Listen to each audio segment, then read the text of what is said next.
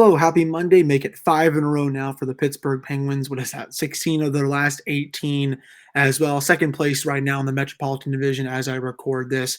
We're going to do a full game recap of the game against Winnipeg coming up right after this drop.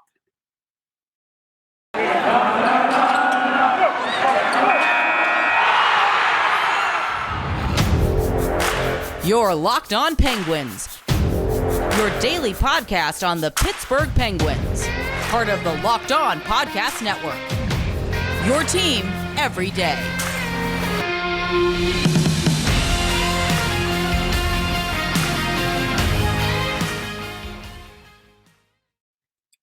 Hello, welcome to this Monday evening edition of the Locked On Penguins podcast. I'm your host, Hunter Hodes. Remember to follow me on Twitter at Hunter Hodes. You can also follow the show's Twitter at @Penguins. And of course, thank you all so much for making this your first listen of the day. It didn't look pretty for a lot of Sunday's game against the Winnipeg Jets, but the Penguins were able to come victorious out from a shootout after also being down 2-0 going into the third period. They scored 2 goals in 9 seconds to tie it, threatened for the rest of the period. Had a ridiculous overtime, and then, of course, Sidney Crosby's lone shootout goal gets the Penguins their 5th straight win and catapulted them to the second spot in the Metropolitan Division. Starting off, let's just call a spade a spade. The Penguins played mostly like a bunch of dog crap, I would say, for the first 40 minutes. Just a really piss poor performance at both ends of the ice, especially defensively. Poor Jake Decker. Shout out to him on Penguins Twitter. If you are on social media and you do not follow him, I believe his Twitter is Jake_Decker 8771, I think is what it is. Some of those numbers at least. Shout out to him. He's a great follow for all the Penguins games. He was doing a head count of how many odd man rushes they were giving up. And God bless his soul, because if I had to do that, I probably would have drank bleach. I believe halfway through the game, it was up to about 14 or 15 to 30 minutes. That's just unacceptable. And, I know this game was, the so-called scheduled loss just because they had played 3 games prior to that. This was basically, their third game in not even 4 nights. It's the third game in like 3.5 days. You could tell that they were definitely gassed. Winnipeg had the jump on them. I understand that the Penguins were out shooting them by a pretty hefty margin. How do I want to say this? You can't just look at the shot total and be like, oh my God, wow, this team definitely outplayed the other team. It was the complete opposite, at least going into the third period. Winnipeg had a really great jump. The Penguins were giving up two-on-ones virtually every shift. Outside of that, I don't think Winnipeg had a lot of offense. It was just the Penguins were so bad at handling the puck that it looked like Winnipeg was having a lot more offense than they did. It was just so many odd man rushes, and they were lucky that Tristan Jarry stood on his head. I'm going to get to him in just a second. But with some of those turnovers, just speaking on some of the negatives, I think part of it has to do with Evgeny Malkin being on the point on the power play. I've never liked him in that spot. If you want to, obviously he should be on the top power play. He's one of the best players in the league. But if you want to take advantage of his skills, put him on the right far boards, feed him his Geno bombs, and let that be that. Or you can put him on the other side and see if he can be a playmaker from over there. If you're putting him at the point, you're doing yourself a disservice, because he hasn't really been good at it for the last few years. And that's actually, if you want to criticize something in Evgeny Malkin's game, that's fair game to me. Sure, does he also take some bad offensive zone penalties? Absolutely. That's fair game as well. Some of the other stuff I've seen thrown out there, the structure, the chemistry, all this other stuff, that's just a bunch of garbage. But his play on the point on the power play, that's a legitimate concern and a reason to have a little bit of gripes with Geno's game. It's never been good. It was really bad on Sunday against Winnipeg, and he was just coughing up the puck like it was a grenade, and Kyle Connor was just coming in on about 3 to 4 shorthanded opportunities, and Jarry was having to bail his ass out. Chris Letang, I think it was the same a little bit. It wasn't as much as Geno, but he was still not making the best decisions with the puck that we're used to seeing. Their power play was honestly just a cluster. Just really not getting a lot of good scoring chances. I believe they were 0 of 4, 0 of 5 for the game, just because, and they had a lot of power play opportunities. That's the thing. They just weren't able to cash in on it because I mean, the zone entries were horrendous. The turnovers at the point were really bad. The passes in the offensive zone were awful. They were not getting to the high danger chances. It was all just pathetic. And, again, the Penguins are really lucky that they were able to somehow score 2 goals in 9 seconds in the third to make up for a lot of those lost opportunities that they had on the manpower advantage. So, I do want to see some of that cleaned up. The Penguins have only allowed 3 shorthanded goals this year. That's one of the best marks in the league halfway through. So right now they're only on pace to have 6. Again, that would be one of the best marks in the league if that were to hold up through the 82 game season. Again, the Penguins just have to be better at managing the puck in those situations. I did not like that. Even at even strength, they weren't generating a lot of offense. They were being caved in into the defensive zone. It was just not a pretty performance. And I tweeted this out on my social media channels. It honestly looked worse than the Los Angeles and the Calgary efforts. And because at least in LA, they were getting chances and they had scored a couple prior to the third where it all broke loose. This time, the rules they were reversed a little bit. So, obviously the Penguins were able to, they were able to get a couple bounces. And, Kapanen loved the goal that he scored. He finally went to the net, and boy, was he on one in that third period. That is probably the best period I've ever seen Kapanen play this season. He was just all over the ice, both offensively and defensively. That's the version of Cappy that we all saw last year when he was just, running wild with Gino on his line. And, I thought Gino really warmed up a lot in the third period as well, especially the overtime. I'm going to get to that a little later on in this episode. But, Kapanen was just flying out there, and he was rewarded by going to the net, getting a nice little deflection with that one. And then the Penguins were able to cut it to 1, and then big Jeff Carter gets another goal. Kind of a lucky bounce. I don't really know what Connor Hellebuck was doing behind the net there, but I know one listener wanted me to point this out, and it was a hit that Carter had, that led to that goal. I'm not really big on physicality in hockey or hitting in general. I'm of the opinion that if you have a lot of hits, that means you don't have the puck. That's just where I stand on it. Sure, it still matters a little bit. And as I'm about to say, this hit actually did matter because it created a goal for the Penguins and it changed the momentum. And Carter was able to score directly after that hit because, Hellebuck, he goes to where Hellebuck has the puck. He basically just gives it right to him and then shoots it in from a bad angle, goes off his pad and in.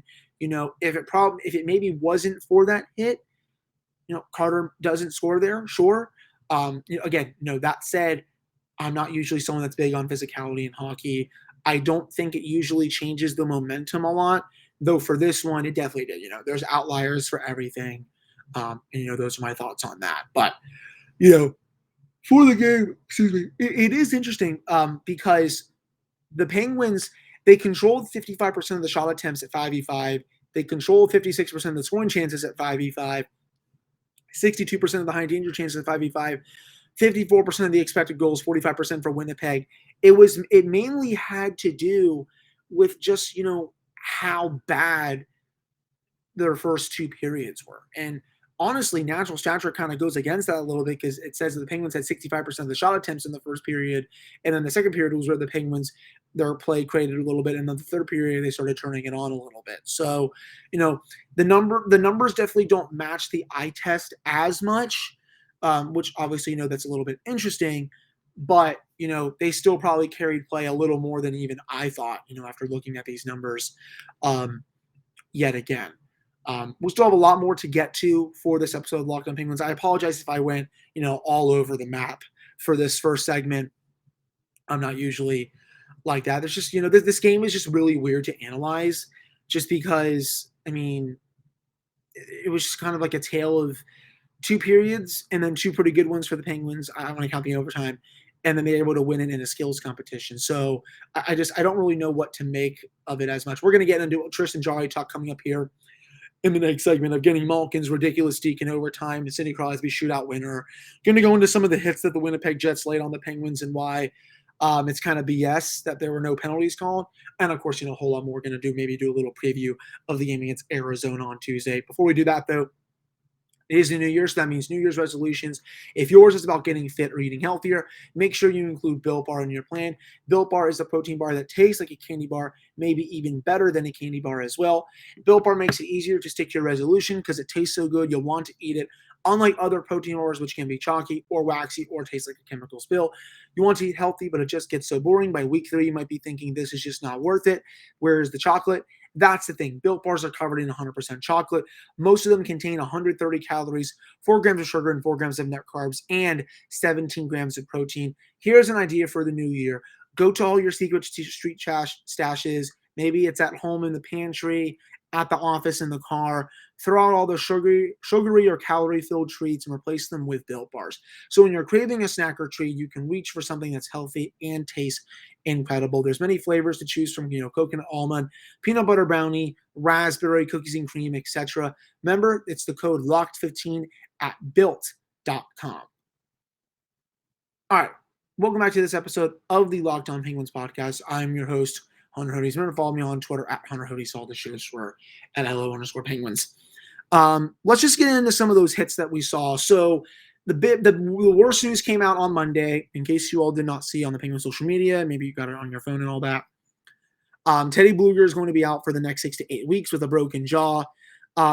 It didn't look like that after the hit. I know he was bleeding from his mouth, but I thought, maybe he lost a few teeth or something. Of course, it's the Penguins, so we have to have worst case scenario here. That came after a pretty dirty hit, I would say, from Brendan Dillon. I'm not surprised. The guy is kind of a stain. Played with the Capitals for a few years, kind of always went after Evgeny Malkin for some reason. Was just, I think, a piss baby against the Penguins for a lot of years. Never really understood him. He didn't really do anything prior to that. But, the last few years, he's been in Washington, now he's played in Winnipeg. He's just always been someone that's, on the dirtier side of things. He jumped into the hit, elbowed him basically right to the face/head area. The refs convened, and then they didn't call a penalty. I don't really know what we're doing here if that's not a penalty. That was principal contact to the face/head area. The guy, Teddy Blueger, was obviously injured, and you're not going to call a penalty of it because of reasons. I don't really understand that. I guess I don't understand anything with it comes to NHL officiating. I never have. There's a reason why I say that this is probably the worst officiated sport of the 4 major sports in the United States. They don't know how to call penalties. There was one, I can't remember which player that it was for Winnipeg, boarded Brock McGinn from behind. Pretty dangerous hit. That's not called. And I'm like, these are 2 pretty blatant penalties. That one probably should have been a 2-minute minor. The other one I think should have been at least a minor as well. And we're not calling them and thinking that this is just playoff officiating here. I don't know, man. This is why I don't, subscribe to the notion that, well, the league is fixed for some certain teams. No, it's just that the officials suck for every team in the league and they don't know how to call penalties. And speaking of that, the overtime was just filled of penalties. You have Jeff Carter cross-checking, I think it was Mark Scheifele in front of the net. You have Scheifele then cross-checking him right after. You have a bunch more players just blatantly tripping other players, not getting called. It was like, wow, I didn't know a 3-on-3 for 5 minutes is just going to be refereed like it's Game 7 of the Stanley Cup Final here. It's just like, and I get it. Everyone loves 3-on-3. You want to see even strength. You want to see as little people out there as possible. You don't want a 4-on-3 power play to decide the game. But at some point, when the penalties become even more blatant, you got to call something. I don't really know why the Winnipeg announcers, I was listening to TSN on one of the streaming sites when I was watching the game while I was working. And they thought that Sidney Crosby should have gotten a penalty after he ran into Connor Hellebuck. But if you watch the replay, he was pushed into him by Pierre-Luc Dubois.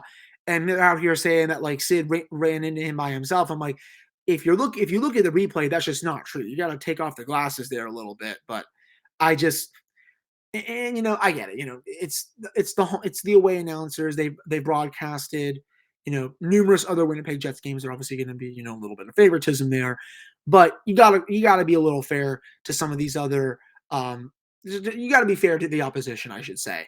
There were a couple other times where they said that these are not penalties that they called on Winnipeg when they were actually blatant infractions. And, I understand that the Jets probably didn't get as many calls as they deserved. But again, that just goes to show that how bad officiating is in the NHL. I mean, if I had to say this, I think that was probably the worst officiated game that the Penguins have been in all season.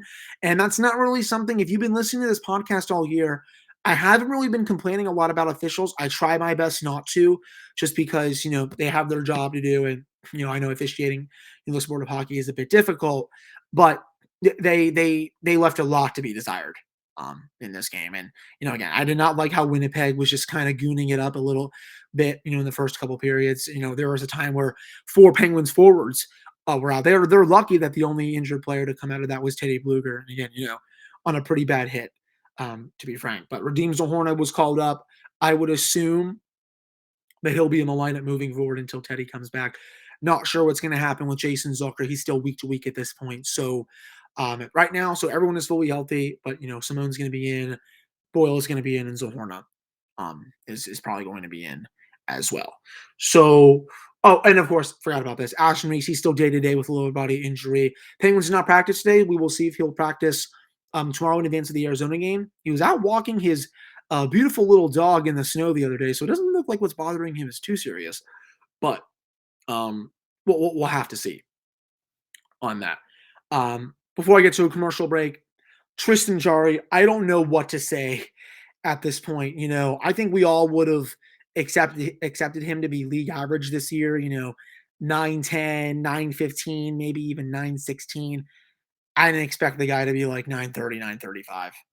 I didn't expect him to be top 3 in goals saved above expected going into this week. I mean, he is playing the best hockey of his life right now, and he saved the Penguins' butts in that game. Just with all the saves on the 2-on-1s, in overtime, the Jets had a few more odd man rushes, a couple other scoring chances, and a couple of breakaways as well. And he just slammed the door. The work that he has done on breakaways this season, ever since those struggles in the shootout, has been just second to none. This is a completely different goalie than what we're watching right now. And obviously, it's only been one half of the regular season. Let's see how he finishes. But I'm feeling really confident about him going into the playoffs. And I think we really have to start discussing him as a true Vezina contender. I know Igor Shesterkin is the odds-on favorite right now, rightfully so. He leads the league in goals saved above expected, save percentage is right up there as well. He is one of the main reasons the Rangers are where they are, if not the main reason outside of Panarin. But behind him, I would have Tristan Jarry as the second best goaltender in hockey this year. I know Bobrovsky's been awesome. Frederik Andersen, Jack Campbell, a couple others who I know I'm missing. But, I mean, he's just been on another level. And I think more and more people need to start realizing that, because if he can play like this come April, this team is going to be really, and I mean really, tough to beat in a best-of-7 series. So shout out to Tristan. That was, I thought, his best performance of the season. It couldn't have come at a better time, especially because the team was playing so bad in this game. But, I'm loving what he's doing. Obviously, they have to go out and get a backup. I mean, that's no secret right now, people. I mean, they have no choice, I think, at this point. But hopefully they will, and they can give him the rest that he deserves. But he's just been awesome. And, I think more and more people around the league need to start realizing just how special of the season he's having. So shout out to Tristan. Great start. I would assume he'll start against Arizona, but I wouldn't be surprised if DeSmith gets it, just because it is the Coyotes are the worst team in hockey this year. So coming up in the next segment, we're going to go into the shootout, Sidney Crosby's goal, Evgeny Malkin's ridiculous deke in the overtime, a couple of other things as well. Before we do that, though, BetOnline would like to wish you a happy new betting year as we continue our march to the playoffs and beyond. BetOnline remains the number one spot for all the best sports action for 2022. It is a new year, and that means there's a new updated desktop and mobile website to sign up today and receive your 50% off welcome bonus on your first deposit. Just use our promo code LOCKEDON to get started. BetOnline is the fastest and easiest way to wager on all of your favorite sports. That is BetOnline, where the game starts. All right, welcome back to this episode of the Locked On Penguins podcast. I am your host, Hunter Hodes. Remember to follow me on Twitter at Hunter Hodes. Follow the show's Twitter at LO_Penguins. I'm also looking right now to see the scores. The Capitals are down 1-0 as I record this. to the Golden Knights with about 7 minutes left. The Rangers are down 2-1 right now to the LA Kings. So pretty good news tonight with the Metro. If the Rangers lose in regulation, the Penguins will have 2 games in hand on them, and they'll have an opportunity to potentially be first in the Metro tomorrow. But going back to the shootout, I know I usually hamper on Sid for not deking. I mean, I would love to see him deke a lot more. He's one of the greatest players to ever play. But I still love it when he comes in a little slowly and then just snaps it right past the goal. He waited out Hellebuck a little bit, got the look he was looking for, boom, snapped in, and then Jarry was able to make a save. Letang didn't score, then Jarry was able to make the last save. Ever since that really bad start in the shootouts, I think he's only allowed 1 goal, and I want to say the last 6 or 7 attempts. This was their first shootout pretty positive since the game against Calgary about 7-8 weeks ago. And he was rock solid in that one, to say the least. And he didn't allow any in this one. So, and that shootout went about 7-8 rounds. This one went 3. So he's only really allowed 1 goal in his last 8 to 10 shootout rounds. That's much better. You can definitely see that he's worked a lot on breakaways and such. He's not making himself look small in the net. But loved what Sid did there. That was just a vintage Sidney Crosby shootout goal. Evgeny Malkin, there was at least a few moments in the overtime where I thought he was going to bring the house down. The last of which has the puck right next to Hellebuck, kind of is trying to settle it down, right? And then Shifley comes over, does a little whop, and then puts the puck around him. And then Shifley just basically just slides down, and it was just like, oh my God, if he scores that, the whole, again, PPG Paints Arena is just going to collapse just because of how loud it's going to be. Puts a shot right on Hellebuck's blocker. And I was just like, man, if he scored that, that would have been something to behold. I thought Gino, outside of his struggles a little bit on the power play, I thought he looked fine. The thing is, this was only, his 7th game played of the season. Remember, it took Sid about 7 to 8 games to get going. He only had 3 points in those games. Gino already has 7 points in his first 7 games. He's averaging a point per game. Sooner rather than later, it's going to get even better. He doesn't have his legs fully back yet. That's fine. He missed 8 months due to injury. He's going to be fine. That's the thing here. But, I loved the work that his line did. Kapanen and Heinen. Heinen, I thought, had a pretty good game as well. He had a couple of really good scoring chances. Rodriguez, I also thought he looked pretty good. We were finally starting to see Erod again. I know he's gone a little bit cold. I need not remind you all that he was never going to keep up at that point per game production. He's already set a career high in points and goals this season. He probably was not going to be a 70-point player. That's just a little far. But he had a couple of really strong scoring opportunities in this game. I would hope that would continue going into the next game. We'll have to see. I know he hasn't scored in the last couple of weeks. That's fine. He still had a really good season. No one's really going to fault him for that. Of course, he's going to go in a little bit of a scoring slump. That's what all good players do, at some point in their careers. Coming up next year for the Penguins, they have a date with the Arizona Coyotes on Tuesday night at PPG Paints Arena. This will be their 2nd game in their 6-game home stand. Arizona, they're horrendous this year, 10-26-4. Clayton Keller, though, has been pretty good, 15 goals, 31 points in 40 games. Kessel has also been pretty good this year, 5 goals, 27 points in those 40 games. He hasn't scored a lot just because, he's getting a bit older, but he's still been a pretty good playmaker for Arizona. Our old friend Phil the Thrill here. He actually leads them in assists. Keller leads the team in points. But, this is a team that's strictly tanking this year. They're bad. They're probably going to trade Jacob Chikrin here at some point. He's one of the best defensemen in hockey. I think they are going to get a good package back for him. And as it looks like right now, I don't think, he's still a bit banged up. He's been hurt for the last little while here, so he will not be playing for Arizona in this game. Just looking at the lines here, they have 2 goalies. Scott Wedgwood is one of them. Vejmelka, I think, is the other one, and I don't even really know who he is. The fact that he's the starting goaltender this year for that team, that tells you all you need to know about where the direction that team is going. You look at their lines, Nick Schmaltz on the top line with Clayton Keller, Larson with Kessel and Krause on the second line, Andrew Ladd, yes, he is back in the NHL with Fisher on the third line, Galchenyuk with Louis Eriksson on the fourth line. Defensively, old friend Shane Gostisbehere is on the top pairing. And then actually though that is my mistake. I apologize. So Chikrin is back. Last I checked, he was hurt, but I believe he did just make his return to the lineup. So I apologize on that. And just looking at it, yeah. So yeah, he just came back. So I don't really know what I'm talking about anymore. Anyways, that'll do it for this one of Locked On Penguins podcast. The next episode will come Tuesday evening, a full game recap of the game against Arizona. After that, the Penguins will be off on Wednesday, play Seattle on Thursday, Detroit on Friday, and then LA on Sunday. And then Monday, they'll get Washington. So, full week of episodes ahead here for the Locked On Penguins podcast. The grind does not stop. I appreciate all of you listening to this one. I apologize that this one was a little all over the place. This one was just kind of a weird game, just looking at my notes wise and just, talking about. But no, that's probably not going to be the norm going forward. That's for sure. Again, thank you all so much for listening to this one, and I'll be back with another episode on Tuesday.